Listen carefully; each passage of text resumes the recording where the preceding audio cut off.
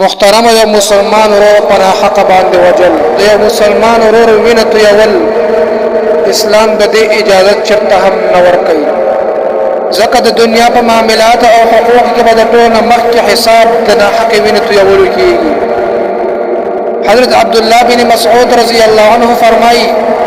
چې نبی کریم صلی الله علیه وسلم ارشاد فرمایلی دی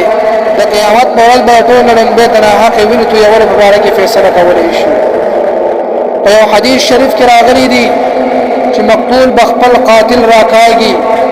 او د الله جل شانه د عرش لاندې به راولي او عرض به وکړي چې اے پروردګار عالم دنه تپوس وکړي د زول وجل یم او په یو حدیث کې راغلی دی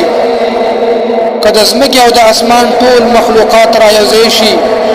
او یو مسلمان اوجري پر حق باندې ملکی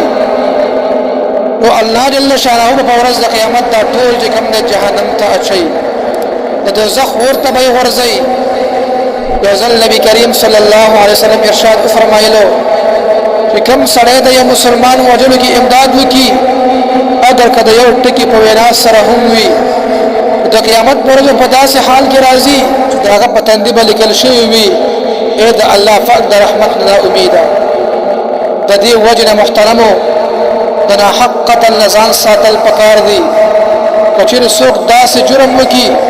چې داغه د وجنه هغه د قتل د سزا مستحق جوړيږي نو بیا هم عام سړي ته د اجازه نشته چې هغه د سزا ورکړي او هغه مړ کی بلکې حکومت یو وخت دی حواله کی کم ځای چې اسلامي نظام قائم وي بیا هغه په شو هغه د سزا په شته هغه سزا ورکړي هغه